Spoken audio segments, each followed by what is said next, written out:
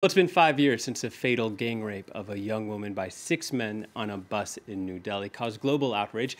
The crime prompted thousands to protest rising sex attacks in the city, calling for new laws and more enforcement, and also raising a long overdue debate about gender-based hate crimes. 5 years on, the Thomson Reuters Foundation recently named the Indian capital, along with Brazil's Sao Paulo, as the world's worst megacity for sexual violence against women. For more, let's speak to Catherine Bennett from the France 24 Observers. You reported on this crisis, and notably on one effort to improve the situation called Building Bonds. What is this program? Well, it's a training program designed to stop harassment on Delhi's public transport, so with drivers of auto rickshaws, buses and taxis. It was launched by the Manners Foundation, which is a mental health charity, in 2014, after the very widely publicised rape case when an Uber driver raped his passenger. And since then, they've partnered with the Indian government, and the Indian government has actually made it mandatory for all drivers to follow this training in order to renew their licences every year. And how does it operate? It's difficult to change these sort of long entrenched notions about male roles and female roles in society. Well, I spoke to two of the trainers who run these 2-hour training sessions. And of course, they go through the laws of sexual harassment in the country and the potential punishments involved. But mostly it's about changing the driver's behaviour. So they use techniques from mental health studies, actually. They start with brainstorming sessions to talk about gender stereotypes.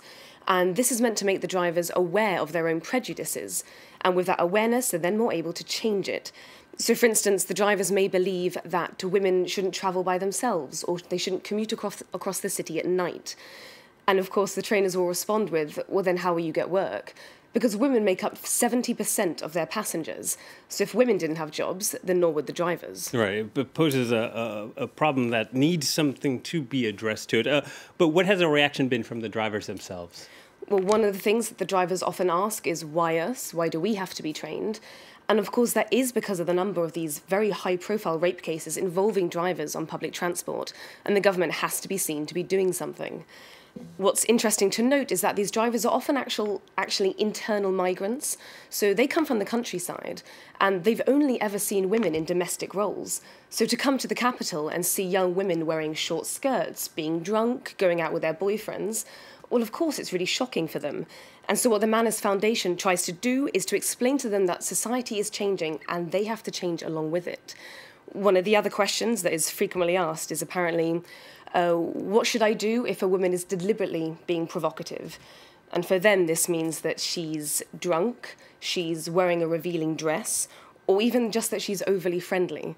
And of course, part of the training is to tell them that women are allowed to make these choices. And as a driver, they have only one responsibility, and that's to get the woman where she needs to go. And real quickly, what happens once the drivers finish this training?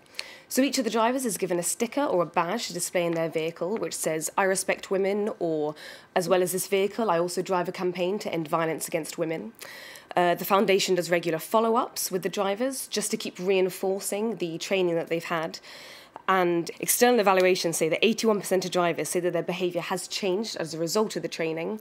And then, of course, on an anecdotal level, there's been a hugely positive response from women who take public transport. Okay, thank you, Catherine. Catherine Bennett from the France 24 Observers. And you can read her report on our website, france24.com.